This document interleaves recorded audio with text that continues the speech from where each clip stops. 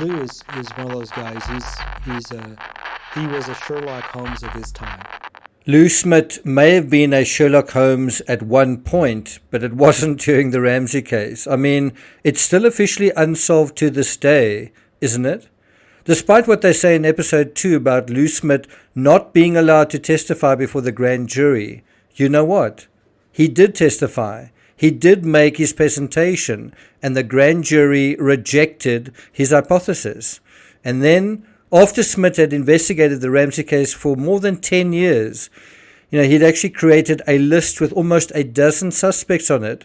Well, what that means is he hadn't even come close to solving it, to narrowing it down to the perpetrator, after spending most of his retirement still trying to figure it out. I got nightmares in my head, I fear thoughts build up until I can't feel. My mind fills up into a creature, and it haunts me somewhere much deeper. I got nightmares in my head, I fear. Hello and welcome to True Crime Rocket Science, the most authentic voice in true crime. In this analysis, we're going to look at episode 2, specifically the central pillar, arguably the most important pillar, holding up Lou Smit's intruder theory. Now, according to one author, one of the pillars of Lou Sherlock Smit's hypothesis was the stun gun theory. You'll notice, have a look at this, it's the central pillar of the intruder theory. In this analysis, we'll refer to it as Lou's SG theory. Lou's SG theory comes up at around halfway through episode 2 of Cold Case Who Killed JonBenetRamsey on Netflix. This analysis will be fairly simple. We'll focus on one thing, Lou's SG theory, and it's for you to decide how realistic and cogent it is. It's for you to decide whether this is the mind of a Sherlock Holmes or a Johnny-come-lately. Before we get to that, if you haven't subscribed to the channel, please do. Welcome to the hundreds of you who have subscribed over the last couple of days. Bear in mind, if you feel very impatient to get the next analysis from me, well, it is published early. There's an advance release that comes out hours earlier on Patreon. And so if you're a really big fan of this channel and you want to get first dibs at some of the content, then you really should become a patron on Patreon for just $3 a month. Bear in mind, there are also audiobooks narrated by me on Patreon. There are over 20 audiobooks. If you're finding this analysis worthwhile, please like, share, leave a comment. You can also hit the thanks button, and let's get started. Number 1, Kolar's rebuttal. The best place to start is probably page 247-248 of James Kolar's book, Foreign Faction. By the way, this is another book I highly recommend you read if you haven't already. Kolar describes his interactions with Tom Trujillo, then a detective sergeant in Boulder's Detective Bureau. Trujillo has a thick binder of 35mm photographs in Kolar's telling of this particular aspect of the story. Kolar describes these images as 1-to-1, which is to say, to scale. These are images of JonBenet. It includes a police representation of an air taser overlaying photographs of JonBenet's wounds. The twin dark marks, somewhere between a bruise, a burn, and an abrasion, were around 3.5 centimeters apart. And this part's important. Because the plastic overlay is transparent, it's crystal clear that the electronic leads did not appear to match JonBenet's injuries. Now, say what you like about Boulder PD, they also had their moments, and this, as far back as 2005, I believe, was one of them. Kolar then commissioned his own graphic overlay of the taser leads to the marks on the girl's back. This shows just how conscientious this detective was, not just accepting someone else's work, but making sure his refutation was sound and verified by doing it himself effectively. And guess what he found? And this is a quote from page 248 of Foreign Faction. I must have watched the presentation several times before I leaned back into my chair and felt a chill crawl down my back. It was strikingly clear that the electronic leads of the taser purported to have been used by an intruder in this murder did not align with JonBenet's injuries. Lou Smit's representation that these marks were a close match were exactly that, close, but not the exact match you would expect to see from the direct physical contact that would have been required in these circumstances. And so do you think that was a Sherlock Holmes move by Lou Smit, or was Kolar going into Sherlock Holmes mode here? And I think this is the bottom line when it comes to Lou's approach to this case. If something appeared to take his case in the right direction, it was quite close to something, well, Lou ran with it. In this particular instance, all he had to do to make sure his theory was sound was do a simple measurement. But you didn't. And that makes you an employee. Number 2, expert opinion. Reading critically through the article, you'll notice Smit repeatedly refers to quote-unquote red marks. Unless I'm colorblind, the marks on JonBenet, which we are not showing, but you can Google them, are definitely not red. And marks shown on the pigskin, on the other hand, are red. The color of the marks are mentioned 3 times in the same short article. This is the first reference. And this is from the Daily Camera. Smit said red marks found on JonBenet's body were about 3.5 centimeters apart. Notice the word about. Roughly the same distance between contacts on an air taser model 34000. Notice the words roughly the same distance. That might be a little bit of a problem in a court of law where you've got to prove your case. Then here's the next reference. Retired Colorado Springs detective Lou Smit demonstrated his theory Tuesday on NBC's Today Show, which aired photos of red marks on JonBenet's face and back that Smit says he thinks were caused by an air taser. These marks are very specific, Smit said, almost like he's an expert on them. Once you know what they look like, it's not hard to distinguish what they are. In fairness, at least one expert, funnily enough from out of state, felt that Smit's theory was plausible. Now, according to this local article published in Boulder's Daily Camera, this is May 2001, Arapahoe County Coroner Michael Dobison said Smit's theory is plausible. He went on to tell NBC, unless some other evidence is presented to me, the most likely explanation for those injuries is that they were caused by, I guess, a taser. And this is actually a very ignorant comment from Doberman. Just because he can't think of another scenario doesn't mean it doesn't exist. Meanwhile, 2 additional experts weigh in the same article, both making fantastic arguments for why the SG theory simply doesn't work. Let's start with Stephen Tuttle, an air taser representative. Tuttle actually provided Lou Smit with the air taser model 34000. Quote, air taser representative Stephen Tuttle said he was contacted by an investigator. I wonder whether it was actually San Augustine, the guy that you heard at the beginning of this speaking, on Netflix. I wonder if that's Smit's investigator that contacted him. Anyway, early on in the case, and provided Smit with the same model to conduct his experiments. That's important. I am bewildered. I don't know what you think about the theory, Tuttle said. It defies the logic of what the weapon does. Now, does this sound like Tuttle agrees with Lou Smit? Tuttle conceded that the 2 marks are close, right? Close to the width, not identical to the width. Close to the width of the contacts of an air taser, but said that's where the similarities end. We have never seen those types of marks when you touch somebody with a stun gun, he said. We are talking hundreds of people that have been touched with these devices. I can't replicate those marks, end quote.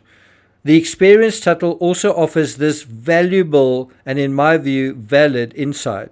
Tuttle went on to say, it is uncommon for this device to leave only 2 marks on the skin. The body moves away, causing multiple erratic marks. Kind of makes sense, right? So he says, how can you keep this thing perfectly still, not once, but twice on a squirming child? It doesn't make any sense, he said. I hope that doesn't throw water on somebody's investigation. He also said the air taser does not render people unconscious.